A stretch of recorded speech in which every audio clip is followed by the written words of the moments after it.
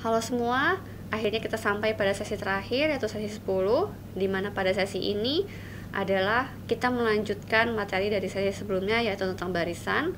Hanya saja sekarang kita nyatakan dalam bentuk deret. Apa itu deret? Deret adalah penjumlahan dari barisan. Mungkin Anda ingat kembali bahwa barisan adalah kumpulan bilangan yang saya susun, yang saya tulis secara bersusun sehingga membentuk suatu pola. Maka deret adalah tinggal dijumlahkan dari barisan. Jadi kalau sebelumnya barisan memiliki notasi pakai koma, maka sekarang deret notasinya pakai jumlah. Nah, ini dia, lihat di slide bahwa saya punya suatu deret. Mungkin ilustrasinya adalah kalau Anda melihat gambar di grafik tersebut, mungkin kita bayangkan adalah saya memegang suatu bola, misalnya bola tenis, lalu saya jatuhkan tanpa dipukul, tanpa pakai kekuatan, saya cuma menjatuhkan bola tenis, maka bola tenis itu akan memantul kembali ketika sampai ke lantai, memantul kembali ke atas, turun lagi, memantul lagi, dan terus menerus. Nah, ketinggian bola itu semakin lama akan semakin kecil. Nah, lintasan dari bola yang dicapai tadi naik, dijumlahkan dengan pada saat bola turun, dijumlahkan dengan naik lagi, dan seterusnya. Itu adalah salah satu aplikasi deret yang dapat kita lihat secara jelas dalam kehidupan nyata, ya. Nah, karena deret adalah penjumlahan dari suatu barisan, sedangkan barisan tadi kita pakai notasi AN, di mana A adalah suku ke N, maka deret saya pakai notasi sigma, di mana sigma adalah mewakili untuk notasi jumlah. Sama seperti pada barisan, maka tujuan kita membahas deret adalah untuk mengetahui kekonvergenan deret. Silakan Anda ingat kembali apa itu yang dimaksud dengan konvergen atau divergen.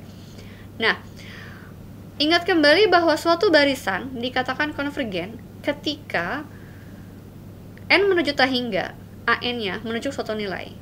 Nah, berbeda dengan deret, karena deret merupakan penjumlahan dari barisan, maka suatu deret hanya akan dikatakan konvergen ketika jumlah parsialnya menuju suatu nilai. Tolong diperhatikan antara barisan dan deret. Sekali lagi, kalau barisan, kita menghitung limit N menuju tak hingganya adalah untuk suku ke AN.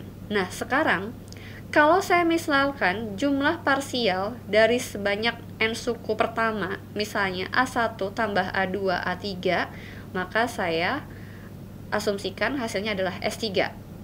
Atau misalnya suku pertama tambah suku kedua tambah sampai suku kelima, saya notasikan S5.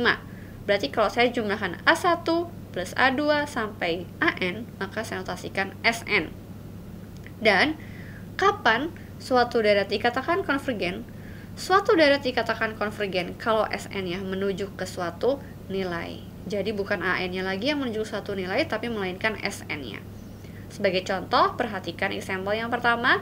Saya punya deret di mana suku pertama atau suku ke N-nya saya nyatakan dengan pola 1 per N dikurangi 1 per N plus 1. Karena ada sigma di sana, maka yang dimaksud adalah deret. Nah, saya ingin mencari kira-kira jumlah suku N pertama dengan pola yang seperti ini, seperti apa? Kita breakdown saja, inputkan N-nya 1, ketika N-nya 1 dapat 1 min setengah, ketika N-nya 2 dapat setengah min sepertiga, dan seterusnya. Maka karena di sana akan ada banyak sekali jumlahnya, maka saya simpan titik-titik di sana di tengah-tengah. Nah, Anda coba lihat bahwa di sana ada yang bisa dicoret. Misalnya, suku yang pertama ada min setengah, suku kedua ada setengah. Maka min setengah dan setengah menghasilkan 0. Lagi, min 3 dengan min 1 per 3 dan 1 per 3 juga 0. Dan seterusnya, sehingga sebetulnya yang tersisa dari banyaknya suku ini adalah hanya bilangan yang pertama, yaitu 1, dan bilangan yang terakhir, yaitu 1 per N plus 1. Inilah dia SN-nya. Nah, untuk menentukan konvergen atau tidaknya, kita menghitung N menuju tak hingga dari SN ini. Setelah kita hitung, ternyata hasilnya adalah 1 menuju ke suatu nilai. Maka, untuk example 1 ini, bisa kita simpulkan bahwa barisannya adalah konvergen. Ini adalah deret geometri. Deret geometri adalah suatu deret yang rasionya selalu sama. Di sini, rasio dinotasikan oleh R. Jadi kalau suku pertamanya A, maka suku kedua adalah A dikali R. Suku ketiga adalah suku kedua dikalikan R, yaitu AR kuadrat, dan seterusnya. Dan deret geometri ini hanya akan konvergen ketika jari-jarinya atau R-nya rasionya kurang dari sama dengan 1. Jadi kalau R-nya lebih besar daripada 1, dia divergen. Kenapa kita perlu mempelajari kekonvergenan deret geometri? Karena pada akhirnya nanti kita akan mengetes apakah deret tersebut konvergen atau tidak dan mungkin memerlukan bantuan deret geometri. Lalu saya juga punya yang namanya deret harmonik. Jadi saya akan ajarkan deret-deret dasar yang mungkin nanti akan digunakan untuk mengecek kekonvergenan deret yang lain. Deret harmonik adalah deret yang berbentuk 1/n, dan deret harmonik ini bersifat divergen. Jadi kalau ketemu deret harmonik, Anda sudah tidak perlu membuktikan lagi apakah dia divergen atau tidak. Jadi anggapannya ini sudah dibuktikan. Kemudian selain deret harmonik, maka untuk mengetes kedivergenan atau kekonvergenan dari suatu deret, saya punya banyak teorema. Tapi sebetulnya intinya cuma satu. Untuk mengecek konvergenan, kita hanya butuh limit n menyutai hingga dari Sn. Tapi terkadang kita sulit menemukan rumus jumlah untuk n suku pertama. Ketika kita mengalami kesulitan dalam menghitung rumus jumlah suku ke n, maka kita bisa memanfaatkan informasi dari pola suku ke n-nya atau an. Teorema yang pertama adalah divergen test. Di sini ada dua teorema, yaitu teorema yang kedua dan ketiga. Yang sering kita pakai adalah yang teorema yang ketiga. Teorema 2 dan ketiga sebetulnya adalah sama, ya. Namun dalam prakteknya kita lebih sering pakai yang ketiga, yaitu jika limit an dari n juta hingga tidak ada atau limitnya tidak sama dengan 0, maka kita dapat menyimpulkan bahwa barisannya adalah divergen. Contohnya adalah di example 2. Setelah kita hitung limit an pada saat n juta hingga, ternyata hasilnya adalah tidak sama dengan 0. Maka karena limit n juta hingga dari an-nya tidak sama dengan 0, berdasarkan divergen test, kita dapat menyimpulkan bahwa deret ini adalah deret yang divergen.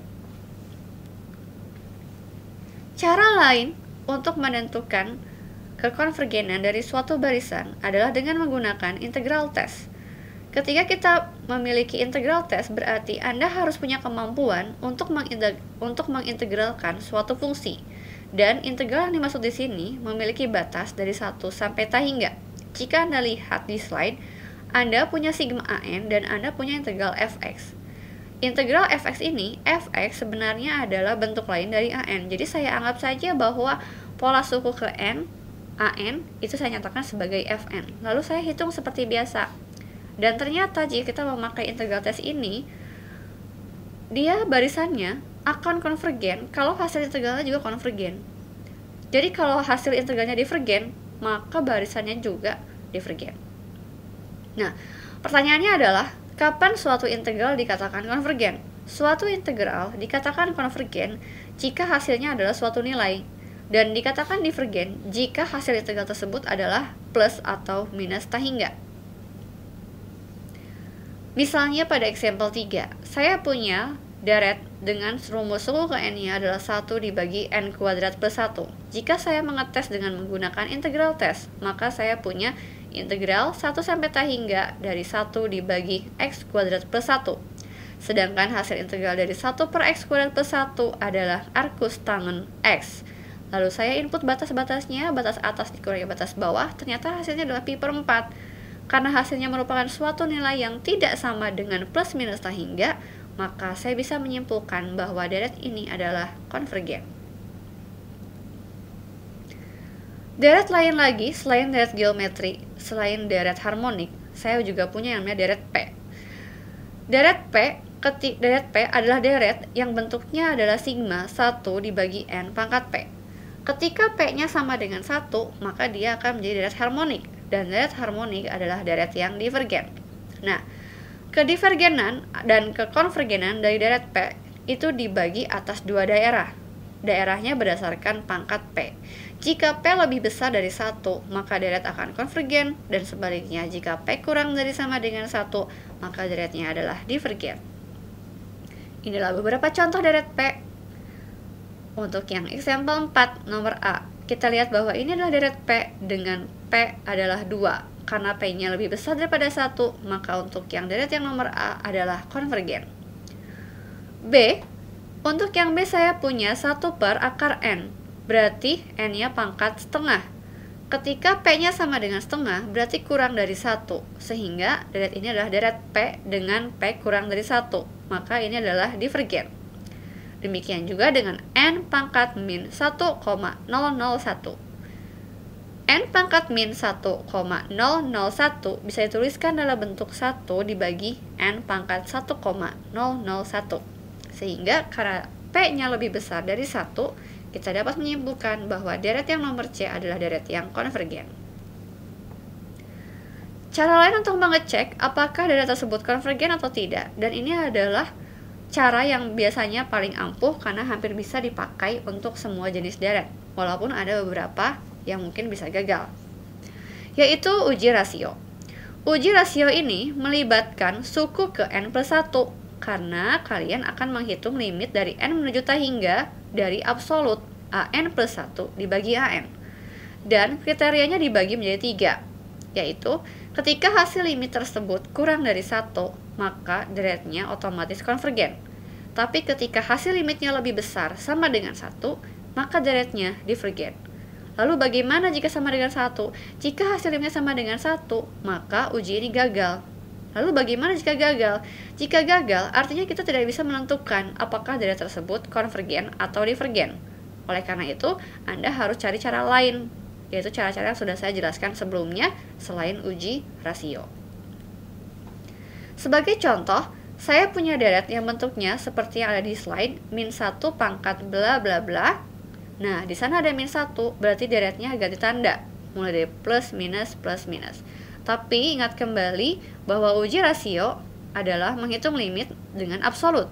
Jadi kalau kita pakai absolut, maka min 1 pangkat N min 1 boleh kita buang, karena min 1 pangkat berapapun diabsolutkan akan menjadi 1. Nah, lalu bagaimana dengan AN plus 1 dibagi AN? Pertama, Anda perlu perhatikan bahwa AN plus 1 adalah suku ke N plus 1. Sehingga ketika AN-nya adalah N kuadrat plus 1 dibagi 2 pangkat N, maka ketika AN plus 1, N-nya tinggal mengganti N menjadi N plus 1. Jadi saya punya N plus 1 kuadrat plus 1 dibagi 2 pangkat N plus 1. Untuk AN persis sama seperti ada yang di soal. Kemudian, bagilah AN plus 1 dengan AN, lakukan manipulasi aljabar, lakukan coret-coret, lakukan misalnya pemfaktoran atau misalnya sifat dari suatu pangkat, maka Anda akan menemukan bahwa limit dari contoh soal ini adalah setengah. Dan karena nilainya adalah setengah, itu berarti kurang dari 1. Dan dengan menggunakan uji rasio, ketika hasil limitnya kurang dari 1, kita dapat mengatakan bahwa deret ini adalah konvergen. Ya, itulah akhir dari sesi ini tentang deret. Semoga materi kuliah ini membantu Anda untuk belajar lebih giat lagi mengenai kalkulus. Terima kasih.